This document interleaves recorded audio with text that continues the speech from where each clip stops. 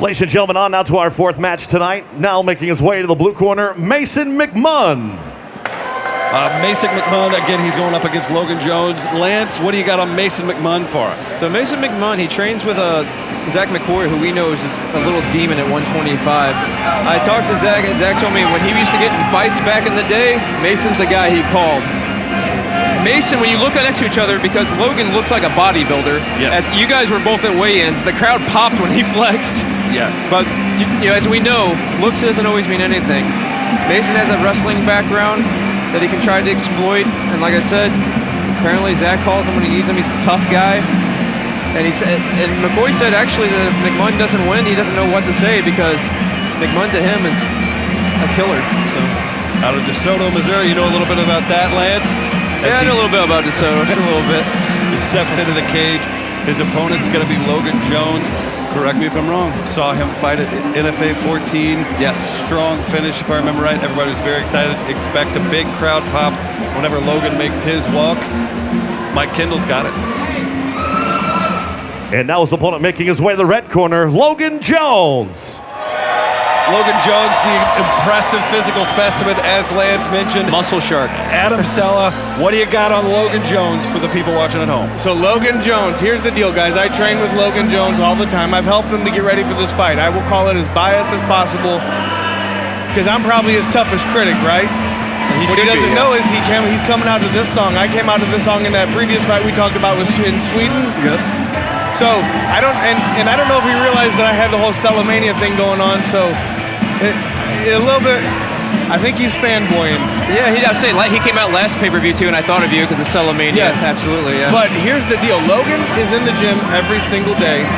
He takes his off days and he rests. Yes, he's a physical specimen. He's a big, strong kid for this weight class, for 135-pound weight class. He's a big, strong kid.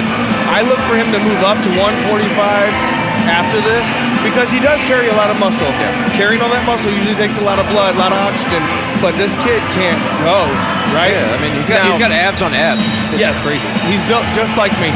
The deal, though, is being 1-1. He doesn't, and he's even said this. He's like, I don't have the experience to know what I like, what I don't like.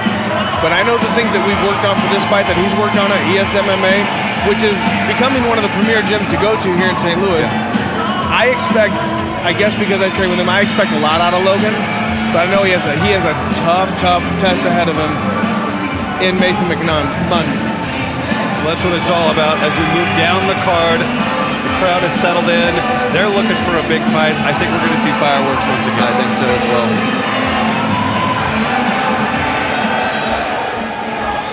Fight fans, this contest is scheduled for 3 3-minute rounds and an amateur MMA bout in the NFA catchweight at 140 pounds, brought to you tonight by Unrivaled Realty.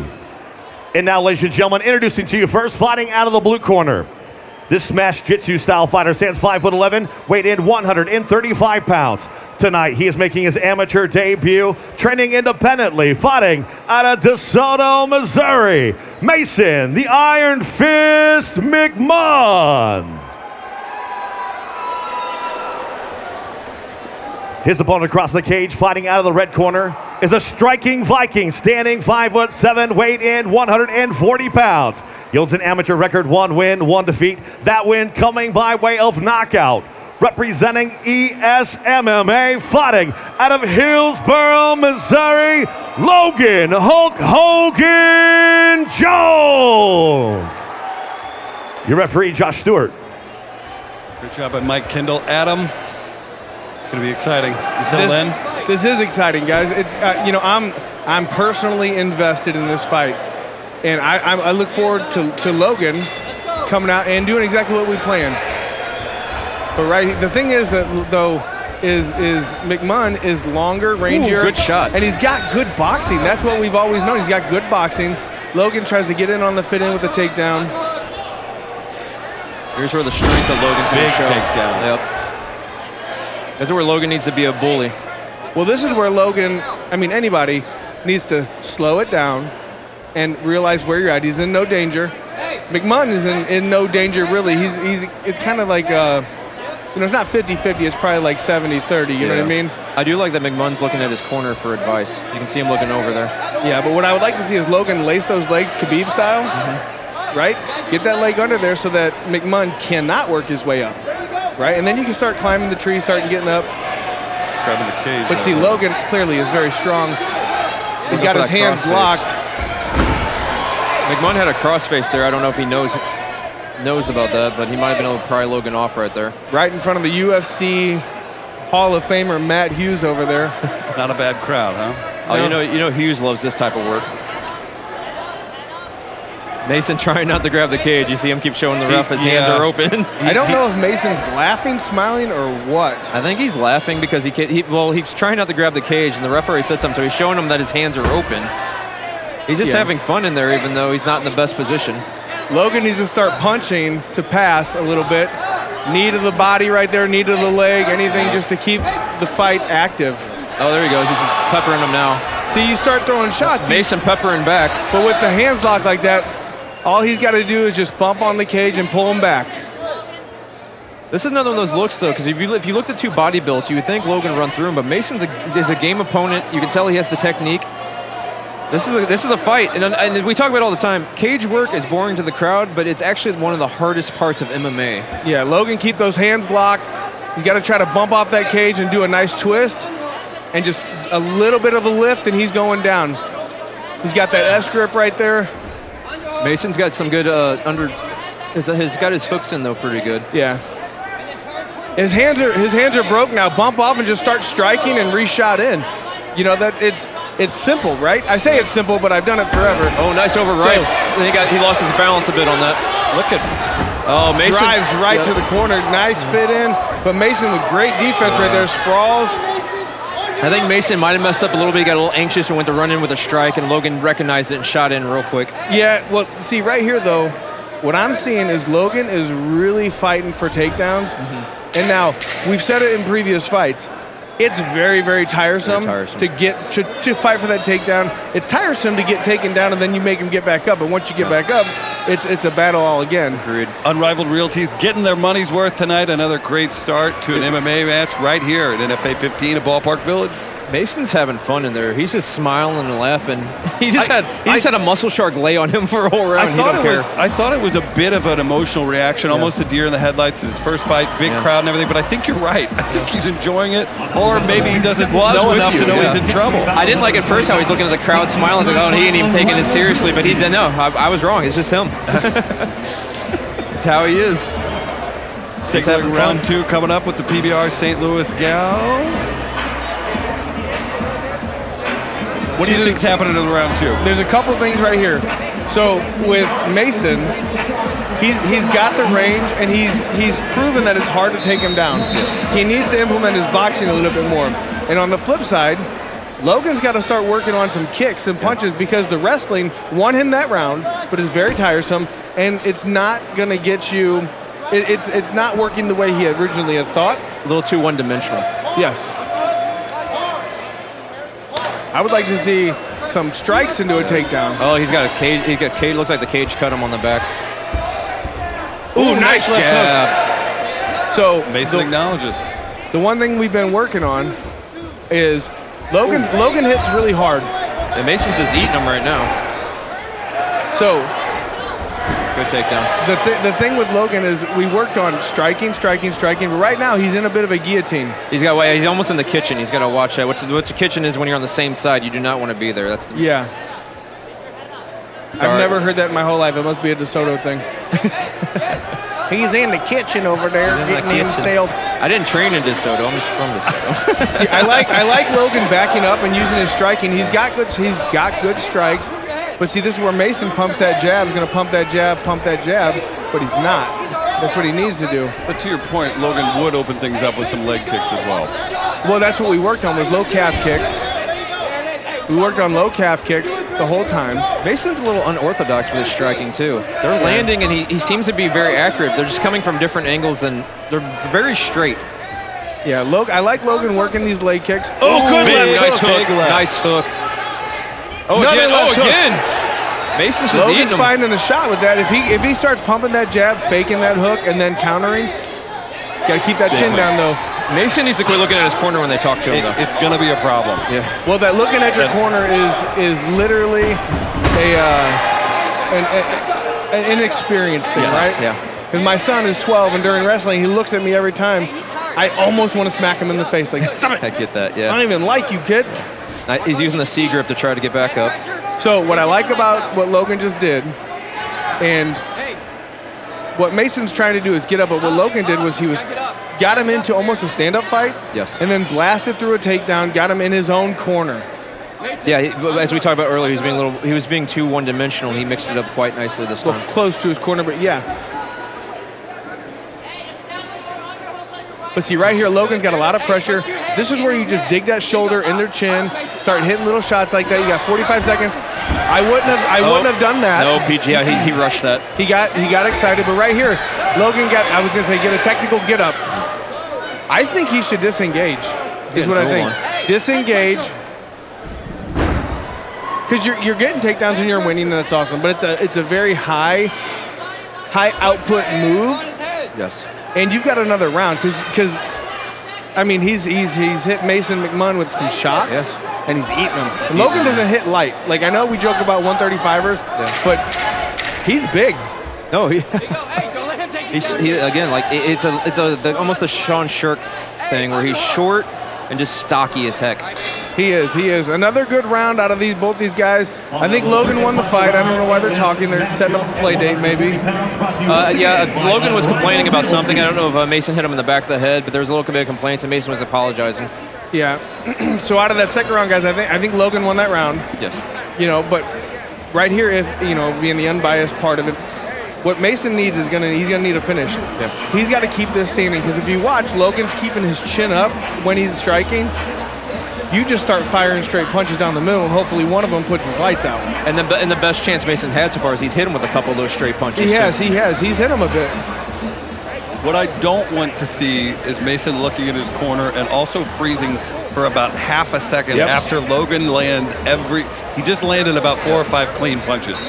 Oh yeah, absolutely. And then on the counter of that, you don't want Logan getting too cocky and then eating one too. Correct. Hey, another great matchup.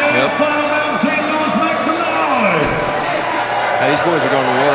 Shout out to Mike Kendall, hyping up the crowd. They oblige. Mike Kendall, one of the best in the business. The voice of Nemesis Fighting Alliance NFA. Third round, here we go. Both guys look like they still got a bunch of energy. Yeah, they both look really fresh. He just eating those Mason does not show pain. He's almost like a Terminator style. Absolutely. Oh yeah. Well, Mason he threw a good uppercut that barely missed. I like those dirty little uppercuts like that. And being a longer fighter, I like making that uppercut long and lanky, just like whenever, if you remember, Gustafsson fought Teixeira. Yes. He landed a couple really clean uppercut, 1-4, 1-4, but they were long. Turn your hips. Turn your hips. See, right here, the one thing that I don't know if it's common knowledge, but if you got them on the cage, if you just drive into them and get a bump, yeah, you get that they bounce will back. Damn near take themselves down.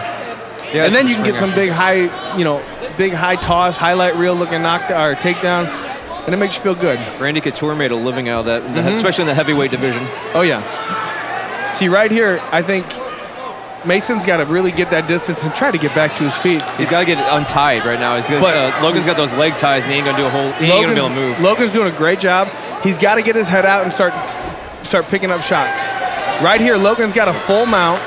He's looking for a head and arm, maybe. He's got a cage is in the way.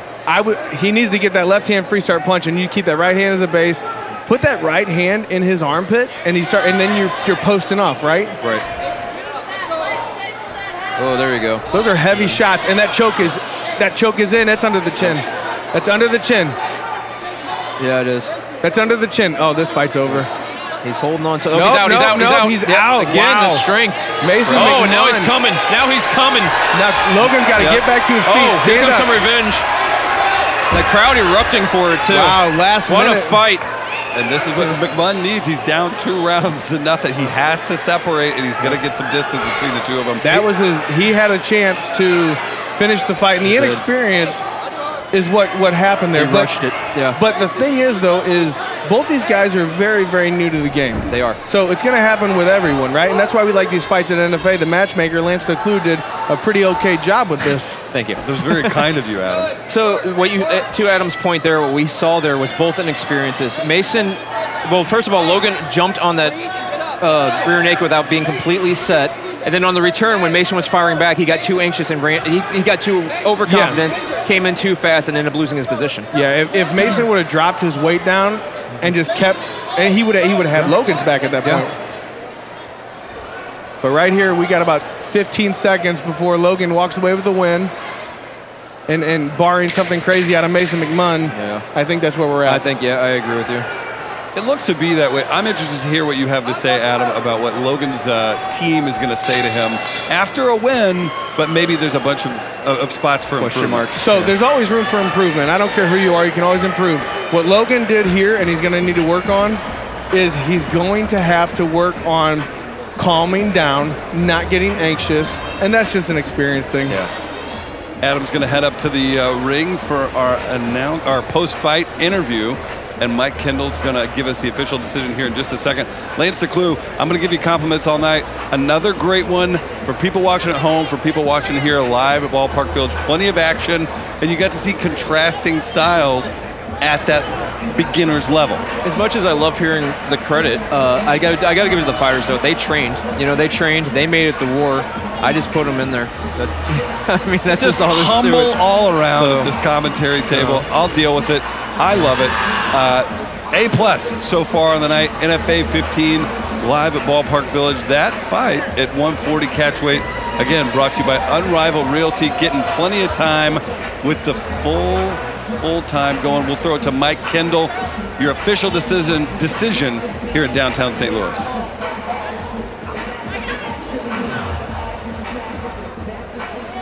Ladies and gentlemen, after 3 rounds, we go to the judges' scorecards, and all 3 judges score this bout 30-27 for your winner by unanimous decision, Logan Hulk Hogan Jones. I'm here with your winner, Logan Jones. Logan, take out your mouthpiece. There you go.